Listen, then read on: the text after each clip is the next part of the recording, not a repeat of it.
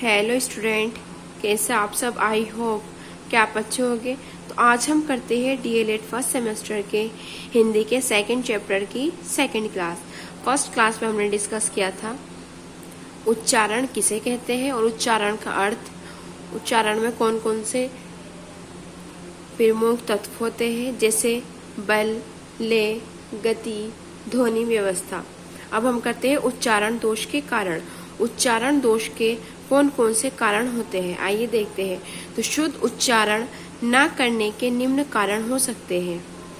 जब कोई बच्चा कोई से भी वर्ड को सही से नहीं बोल पाता या वो से की जगह शे का यूज करे, या फिर बहुत सारे ऐसे वर्ड होते हैं जिसमें वो वर्डों को सही से नहीं बोल पाता, तो उसे आइए देखते हैं वो कौन कौन से दोष हो सकते हैं।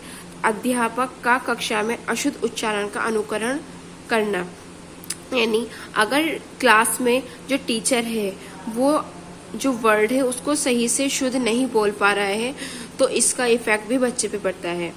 तो उच्चारण स्थलों का ज्ञान ना होना, उच्चारण का उसको ज्ञान ना होना कि कहाँ पर कौन सा वर्ड आना है।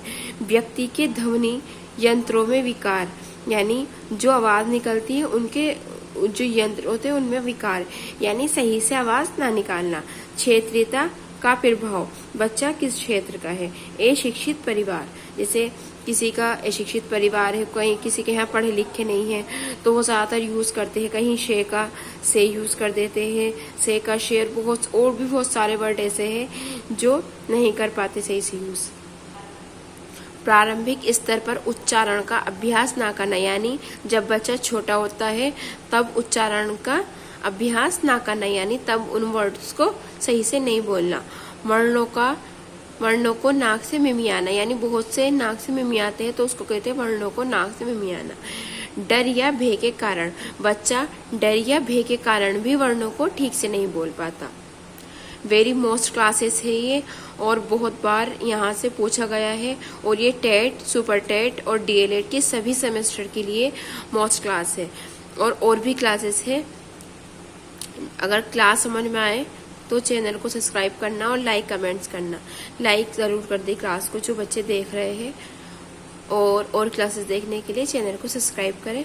और देखिए उच्चारण संबंधी अशुद्धियां और उनका निराकरण यानी किस किस तरह से होता है। तो चंद्र बिंदु और अनुस्वार में अशुद्धियां, यानी कहाँ पर चंद्र बिंदु होता है, कहाँ पर अनुस्वार होता है। देखिए अशुद्ध वर्ड इस तरह से आंख, इस तरह से लिख देते हैं बहुत से आंख, तो अशुद्ध जो होता है आंख को इस तरह से लिखना है, चंद्र बिंदी ही लगानी है। शंकर, यहाँ शंकर में कोई चंद्र बिंदा लगा देता है, शंकर इस तरह से होता है। अनुस्वार, दांत, दांत इस तरह से नहीं लिखना, इस तरह से लिखना है दांत। अशुद्ध वर्ड देखिए ठंडा, ठंडा में या तो ये वाला डी बनता है या अंक की बिंदी लगा दो तब भी सही हो जाता है, यानी अनुस्वार। गूंगा, गूंगा इस तरह से नहीं लिख के इस तरह से लिखे।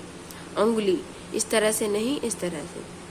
श्वेत, शे तथा से की अशुद्धियां कौन कौन सी होती है। शुद्ध, अशुद्ध।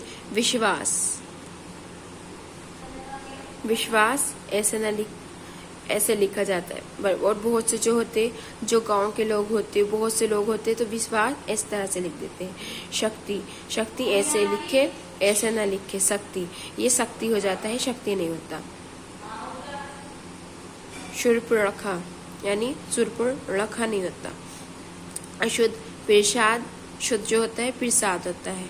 नाश, यानी नाश, नाश जो होता है वो शुद्ध होता है।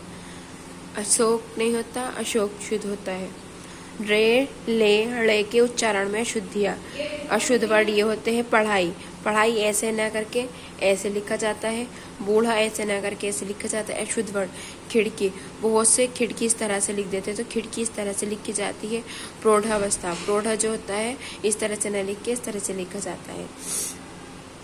वेरी वेरी मोस्ट है ये, काफी बार आया हुआ है यहाँ से क्वेश्चन। संधि संबंधी अशुद्धियां, तो संधि संबंधी यानी कौन सी मात्रा लगानी है कौन सी नहीं लगानी। अशुद्ध में देखो उपरोक्त उपरोक्त इस तरह से नहीं, उपयुक्त इस तरह से लिखा जाता है। अत्यधिक, अत्यधिक इस तरह से नहीं लिखे, अत्यधिक इस तरह से लिखा जाता है। ऐतिहासिक, ऐतिहासिक नहीं होता, ऐतिहासिक होता है। सन्मुख नहीं होता, सम्मुख होता है। तो डीएलएड की कोई से भी सेमेस्टर की और क्लासेस देखने के लिए चैनल को सब्सक्राइब करें और लाइक कमेंट्स करें। जिन बच्चों के पास भी क्लास नहीं है उनको शेयर करें लिंक, और जिससे कि उनको भी हेल्प मिल जाए। Okay, thanks.